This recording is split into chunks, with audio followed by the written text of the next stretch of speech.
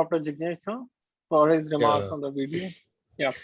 So I think that was a nice disposition between me and Vivek. Essentially for the students, again, it's very important because abdominal examination or lump in abdomen is always a very critical challenge for the patient. We've gone through the main important points that you have to introduce yourself to the patient first, take them into confidence. Sometimes even a gentle first cursory talk about where does the patient stay and all that in the history, and then make them more comfortable so that they can do and cooperate with you very, very well.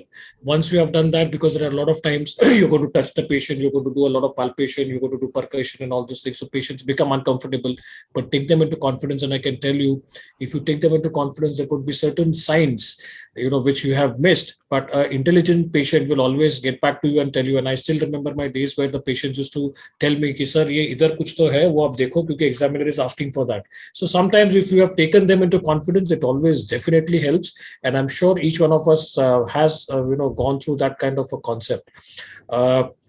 At the end of it, not to miss is, we also do a part of examination of the spine as a part of the abdominal examination, which I should definitely insist. And that is also, a special emphasis because sometimes you may have a pot spine. So in general, examination of abdomen is what we have talked about. We will have modules where we'll be talking about, say, a lump in abdomen, where you have to go into great details. But by and large, if you sum up everything, I think it's a pure mathematics in abdominal examination. And the Pandora's box is no more a Pandora's box, because if you follow a particular pattern in your clinical examination, I'm sure you will definitely do very good in your exam case. So that's from my side. Any other, I would like to have inputs from our senior faculty members. Let's start with Dr. Kaza first. Kaza, sir. Thank you, Dr. Jignesh. I think that was a very comprehensive and complete coverage and nice discussion too between the two of you. It was very interesting and lively. But there are certain things that I would like to sort of more in a discussive fashion. You have given classical methods of examination. And in today's times, I keep wondering about certain aspects of our examination. One is with reference to the fact that the limb should be folded. Must be so that the abdomen becomes relaxed. And the second one, I would like to know your comments. Is it that when we have limbs extended, the abdomen is always tense?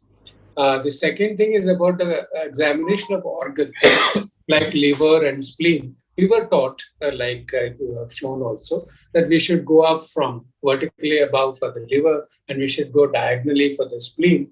And is that a too long a way for more mildly enlarged livers or probably just enlarged spleens or something?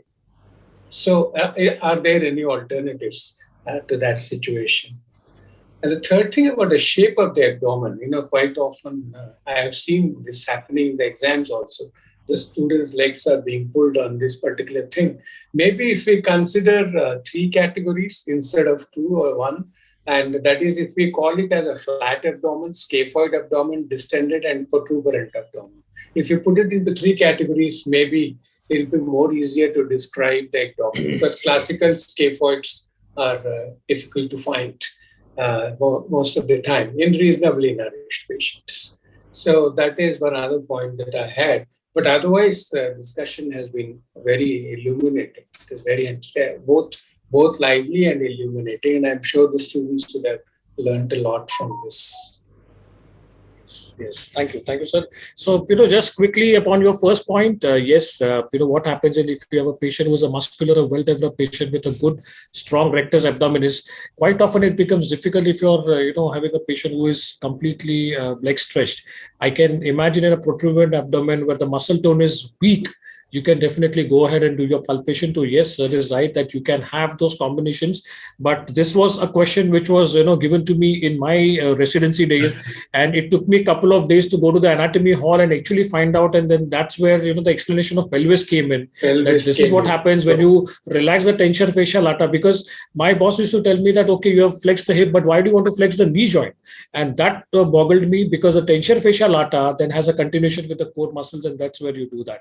Second second thing is about palpation of the organomegalis. Yes, we can definitely start off, but the spleen specifically, the reasons which were told and which also are anatomical is that during the development stage or the rotation of the gut, the spleen actually is in the right iliac fossa and then it slowly starts moving towards the left upper abdomen.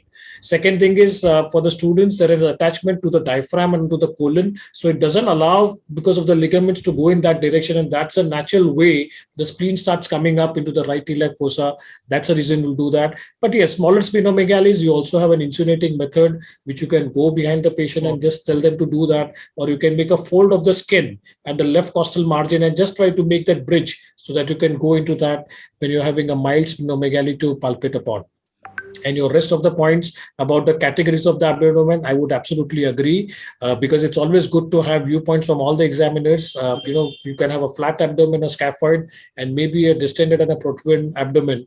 I think that is a way, because this is one thing where the examiners are always, one will agree, one may not agree, and the student is always confused. So the one who is agreeing, they will always look at him, and that's the one of the trick which you should know. The one who is with you, you should look at him all the time, but don't miss on the others, because they should not feel offended.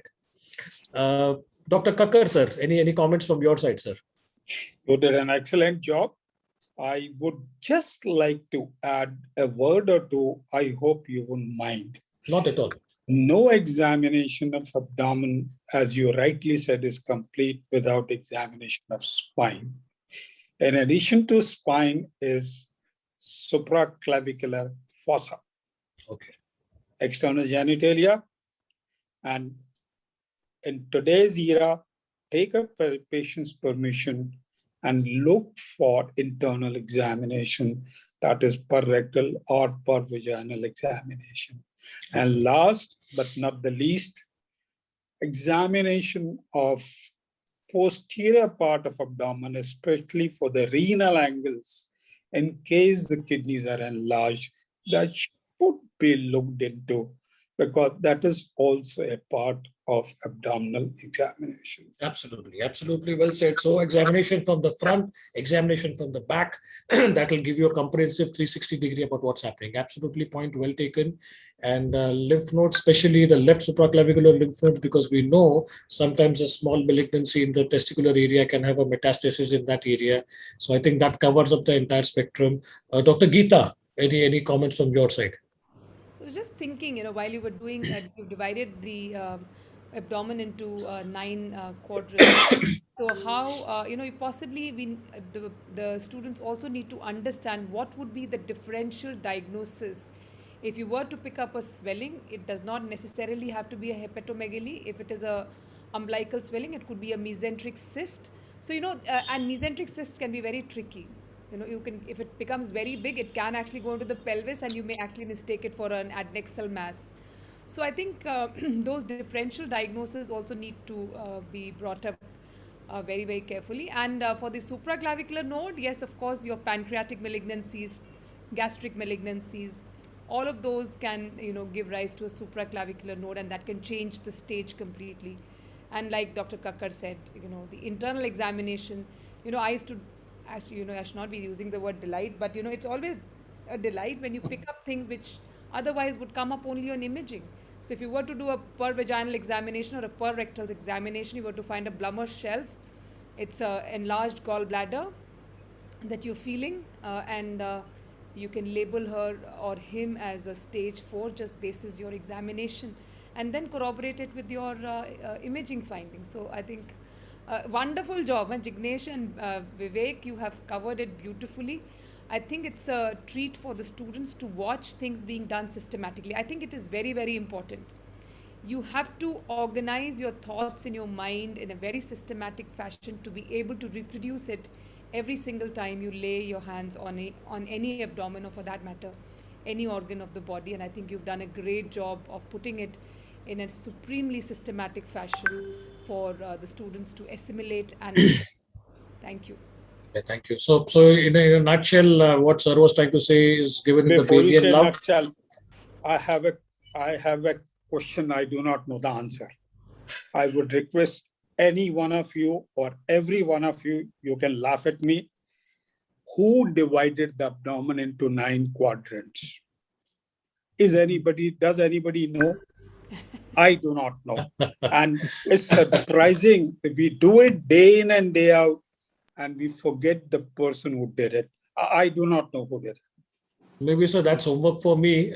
I think probably by tomorrow morning, let me try. But yes, definitely, I think it has evolved over in the textbooks for many years. But who has done it specifically? I really don't know. But maybe this is something in exams the students can be asked to get a distinction. No, So no, remember, it's not a question. What students may be asked: yes. Is it an anatomist? Is it a physician? I think probably, sir, if I remember correctly, the whole thing has come from the anatomy concept, and that's where the transpyloric plane always used to be a challenge, because students used to say that at the level of 9 costal cartilage or at the level of pylorus, and then your quadrant suddenly becomes very, very small. And then in the textbooks, which evolved over a period of time, they said that the subcostal line should be there. So I think it started in anatomy, probably clinical anatomy, but definitely it's something which I'll try to look into, and I'll try to see whether I can get a valuable answer for that. But just a quick response to the first thing about the internal examination, Bailey law clearly tells us that if you don't put your finger into it, you'll put your foot into it. So we all know about that golden line, and it's like every student knows about it absolutely completely. So students, now it's your turn. Any questions from your side? Any comments? Before we take up any queries, we also have one of the most eminent and popular pediatric surgeon, Dr. Satish Agarwal sir, among us. Okay. And sorry, I didn't I would know just that. like to take this opportunity to extend this topic to him. So if he can add anything else when it comes to abdominal examination in a pediatric patient, if there are any more points that need more attention or that need to be specifically done in a child. So your thoughts. Right. Okay. Am I audible, Mrinal? Yes, and sir. Everybody? You are, sir. Right. Yes, sir. So thank you very much. First of all, my apologies. I joined a bit late. As usual, I sometimes reach home late, but that's besides the point. Whatever I listened to was a treat, of course, and it was a relearning for me about several aspects. As far as pediatric angle of examination of the abdomen is concerned, I will be taking a separate session on acute abdomen in children, and I will cover most of that in that session. However, because we've had such a lively discussion on the need and the appropriateness of rectal examination and internal examination, I would like to highlight certain points if I am permitted. So first of all, rectal examination is not a part of kind of a routine examination in childhood examination of the abdomen. That's number one. So we do not unnecessarily bother a child because it is not only distressing to the child, but it disturbs the family and the child starts crying. So use your discretion. Where it is necessary, you must insist. And I'll give you two classical examples where a simple rectal examination was instrumental in suspecting a diagnosis. And this has happened personally several times. One example is if you have a child with constipation, always put a finger in the rectum. And I have had surprises in the shape of a presacral mass causing obstructive symptoms to the rectum. And the child had had a rectal biopsy done to exclude Hirschsprung's disease, because what comes to your mind is common things. And I am not exaggerating. I'll find that X-ray of contrast enema somewhere in my collection, a large presacral mass presenting as constipation. Another example, a child presenting to casualty with recurrent bouts of retention of urine for unknown reason. A small child, infant. You have worked up for stones, you've done umpteen numbers of ultrasounds, nothing matters. He comes to casualty in the night, gets himself catheterized once, goes home. Until one day, somebody puts a finger in his rectum to pick up a prostatic rhabdomyosarcoma. So such things can be missed. So if you have pelvic symptoms, rectal symptoms, bladder symptoms, please do put your finger in the rectum with permission. And do this with your little finger, not with your index finger. Sphincters are often very tight.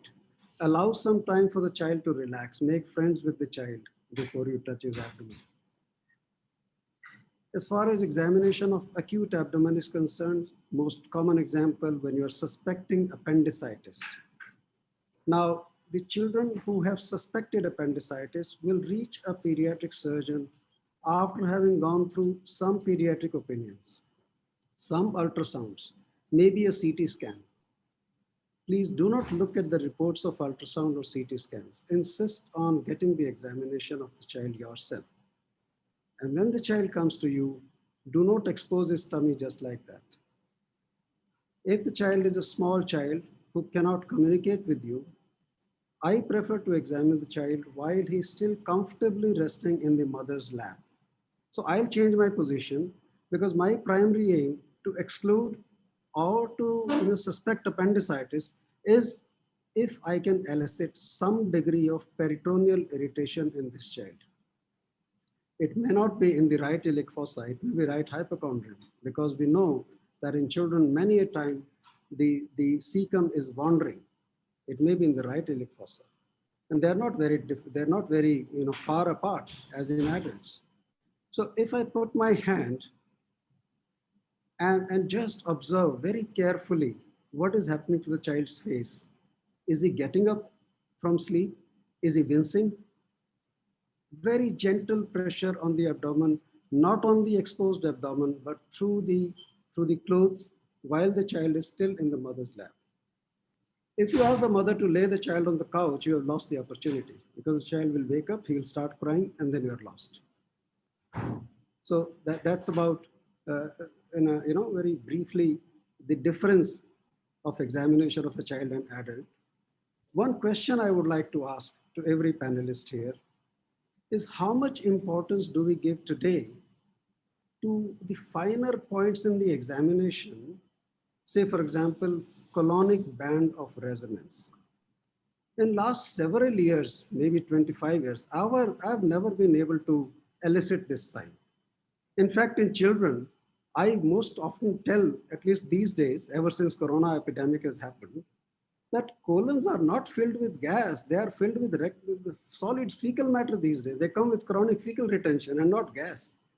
So how important is this band of colonic resonance? I really wonder.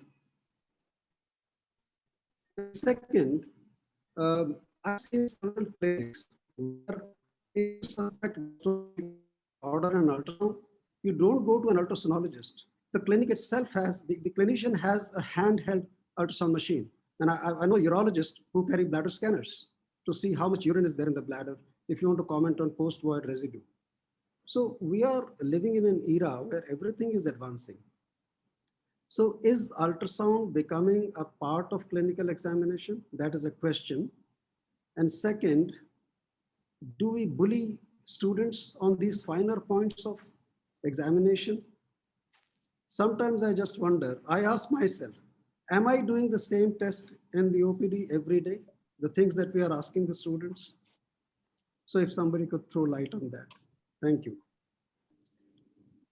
So actually, you have just echoed my thoughts. I had that question in my mind and I had Professor Kakkar to respond to that. I wanted to pose that question to sir because I think he has the most experience among all of us, and we used to be really taken apart on clinical examination. Bullied badly. I've seen people failing on these small points. I would request Dr. Kakkar sir to respond to that. How relevant is the old techniques and relevance of proper clinical examination in today's era where ultrasound is so readily accessible and we have all kind of imaging modalities at our disposal. So, sir, your thoughts, please, sir. And sir, before Dr. Kakkar takes over, one more thing which Dr. Kakkar highlighted, and I'll echo my thoughts on it, and that's the examination of the renal angle and the spine. Now, in pediatric age group, we deal with several renal masses and renal pathologies, hyodonephrosis, Wilms tumor, other tumors of the kidney, and several things. So we feel that looking at the renal angle is very, very helpful. You have an opportunity to compare the two renal angles. If you just bare the back and have a look at there. Spine, Many a time you'll find scoliotic spine in a child. Say, for example, he has a empyema, or he has one inflammatory pathology, chronic inflammatory pathology on one side of the abdomen, or a big lump in the abdomen. Spine will be scoliotic. Many a time the child will come with bladder bowel symptoms, retention, constipation, and copresis. You look at the back and there is a big mass in the center of the back. Occult spinal dystrophism has normal skin, but slight bulge on the back, and there is the diagnosis. It's an occult spinal dystrophism. It's a neurogenic bowel bladder and nothing else. So spine and renal angles is a must. Everyone should comment that the spine is normal. Similarly, genitalia. A pediatric examination is incomplete if one doesn't comment on hernial sites. Many a time, small points. Many children will have an operation for a hernia. And if on the examination, if you mention to the examiner, sir, there is a scar mark in the left inguinal area, probably a previous surgery for hernia or something. And that gives so much of credit to the student that yes, he is thorough in his examination. So over to Dr. Kakkar, sir. So, I agree and I disagree. I agree from students' point of view that when you say the lump is in a right hypochondria, you know the capacity of right hypochondrium according to the classical division. How can you describe a lump 9 centimeter or 10 centimeter by 10 centimeter limited to right hypochondria? That is the reason. Nobody's, in fact, today we say, forget 9 quadrants, divide it into 4 quadrants and tell us, is it in the upper right? Is it in the upper left? Is it in the lower right? Or is it in the lower left? I will name one of the very senior surgeons of the city. He couldn't make it in his first attempt in MS examination because he said the lump is in umbilical region and the lump was triple the size of umbilical quadrant. And examiner kept asking him, are you sure it is in the umbilical region? He said, yes, sir, it is. He made him ultimately measure it with the tape and he said, now tell me, man, is it in the umbilical region? Now you tell me, is that justified? Agreed, examiners can be bully-minded.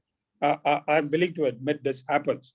And if one of the things which Britishers say or used to say was examiners like hunters, which today things have changed. Don't think examiners go with an idea of pulling you down, but you sometimes ask for it. They have not come with a standard set of questions to ask you. The questions will be from what you utter, what you answer. And the dictum is, if you lead an examiner, you are through. If the examiner leads you, well, God only knows where you will end up. I hope I've summed up the queries that you raised. So, but what about what is the relevance of clinical examination in the era of ultrasound and newer modalities of imaging that are readily available? How strong one should? Yeah. Shall I be very clear? Yeah, of course, sir. I hope the ladies and the gentlemen would excuse me. You got a breast patient. Would you straight away take a patient for mammography or ultrasound? If a patient has got a lesion in the rectum or has got an hydrocele, would you straight away go get an ultrasound done or would you like to examine a patient? Number one. Number two, if you do not touch a patient, if you do not communicate with the patient, how will you develop a rapport? How will you win over the confidence of that person? How will you show your empathy to him? And not only today and not only earlier, even any day, 50%, if I may be excused, of treatment is a communication, a touching, a listening. Talk with the patient, don't talk to the patient. That's a basic premise. Involve a patient in his treatment protocol, whichever way he can benefit. We have no right to dictate, no, I'm going to do this for you, and you have to accept it. No, that's not true. What is his circumstances? What is his financial status? Who is going to look after him at home once he is discharged? We have to take all these things into consideration before you plan a therapy. So mere investigation, no touching, I'm sorry, I don't agree. I'm sorry. I would never be comfortable if I were a patient or if I were a physician or a doctor treating a patient. Sir, I'm sure Mrinal did not mean that. What he meant probably was these extreme details of examination. Yeah, agree. Yeah, thorough examination. Thorough examination, like, oh, you haven't commented upon the band of colonic resonance. Oh, you haven't commented upon velocity. No, those are there. And by the way, Dr. Gandhi pointed to this out, and I'm very glad that he pointed it out and stressed upon it, because it's a common, very, very common mistake. I have done several examinations of candidates, and I have yet to come across a person who has described velotability and bimanual palpability correctly. As he very correctly said, a bimanual lump is futile to mention velotability. Absolutely right. When you shift the lump and it touches your anterior hand, only then it is velotable. So small renal masses will be velotable, large renal masses will not be velotable. So actually, see, Dr. Kakkad has pointed out a very, very important aspect in patient-doctor relationship, which is direct communication and the touch, feel of your hand. I can tell you, it is $100 million question today. I see it happening every day. In private sector, patients have gone to several doctors, several hospitals before they are coming to you for some opinions. And I am not exaggerating. Many parents tell me, sir, आपने हमारी file नहीं देखी. We have come with CT scans and MRIs and ultrasounds, and you are asking for the child. बच्चे को तो हम लाए नहीं हैं. And then I insist that I will be happy to give you my opinion only after seeing the child. I will not see these investigations, please. And then they get the child. And then they comment, after having gone through the clinical process of examination, after I have talked to the child, after I have praised his hairstyle. Oh, you look beautiful. Where did you get this hairstyle? Sir, mama made it. So the child opens up. And then I put my hand. I may not be able to pick up many findings.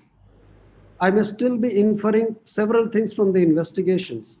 But the mere fact that I have touched the child puts so much of confidence in parents' mind. And very often they tell me, sir हम बच्चे को इसलिए नहीं लाए थे क्योंकि पहले 10 डॉक्टरों ने देखा, किसी ने बच्चे को देखा ही नहीं. हम बच्चे को लेके गए थे, उन्होंने इन्वेस्टिगेशन देखी, इसलिए हम अब भी नहीं लाए. So that's the kind of attitude that we doctors are falling into, a trap of investigative modalities of getting at a diagnosis, forgetting that the first thing you have to establish is relationship with the child, with the family. When a patient comes to me in the post-op follow-up and is doing good, I always make it a point to praise the mother. Well, mom, you have taken very good care of the child. It's because of you that your child is good. And they feel so happy. So communication, touch is very essential in clinical examination and establishing a doctor-patient relationship. Thank you, sir, for bringing this out. Thank you.